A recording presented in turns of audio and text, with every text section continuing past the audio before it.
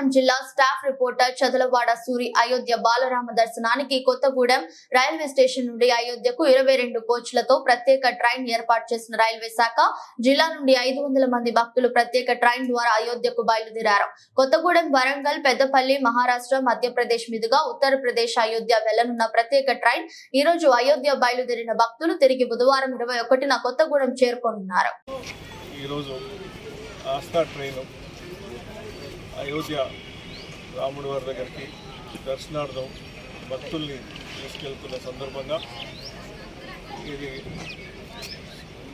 సాధ్యపడినట్టు చేసిన నరేంద్ర మోడీ గారికి, ప్రభుత్వానికి, రైల్వే అధికారులకి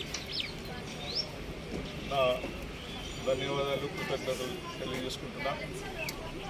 ఇక్కడ దేశంలో ఉన్న మొత్తం రామభక్తిని చాటింపు చేసే తరుణంలో ప్రతి ఒక్కడు కొత్తగూడెం నుంచి కశ్మీర్ వరకు రామభక్తులు వారి 500 సంవత్సరాల కోరిక నెరవేరింది. ఇంత పెద్ద మొత్తంలో మొన్న కూడా మనం చూడడం జరిగింది. ఖమ్మంలో 10వ తేదీ నాడు ఇది వాలంటరీగా జనాల్లో నుంచి వచ్చిన భక్తి. ఇది భారతదేశంలో మొత్తంలో కూడా ఇది నడుస్తుంది. ప్రపంచంలో కూడా భారతదేశం గురించి, భారతదేశం ఖ్యాతి గురించి, నరేంద్ర మోడీ గారి నాయకత్వం గురించి మొత్తం చర్చించుకుంటున్నారు. మొన్న 160 దేశాల ప్రతినిధులని నేను కలిసాం. ఒక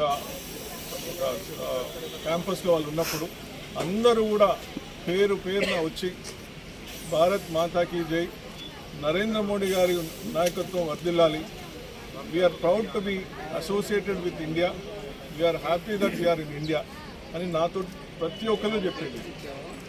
మొన్న దమ్మపేట వెళ్ళినప్పుడు కూడా చాలామంది వచ్చి ఈసారి నరేంద్ర మోడీ గారు గెలవాలి, ఎప్పుడు కూడా ఇంతవరకు ఖమ్మం నుంచి రిప్రజెంటేటివ్ లేరు, ఈసారి ఖమ్మం కూడా కమలం అని నా చేతిలో చెయ్యి పెట్టి ప్రతిజ్ఞ చేసిపోతున్నారు.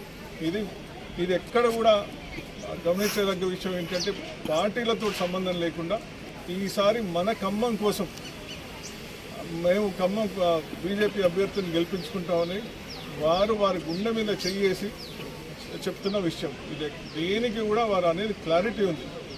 ఇది ఈసారి మా స్వార్థం కోసం, ఖమ్మం కోసం, స్వార్థం కోసం మేము గెలిపించదలుచుకున్నాం. ఇది అక్కడి నుంచి ఇక్కడి వరకు అదే మెసేజ్ చెప్తున్నారు. ఇవాళ భక్తులు కూడా ఎంతో సంతోషంగా వాళ్ళు రామజన్మకి పోతున్నారు. వారు అనుకున్న కళలు నెరవేరాలని నేను మనస్పూర్వకంగా ప్రార్థిస్తూ వాళ్ళకి శుభాకాంక్షలు తెలియజేస్తున్నాను.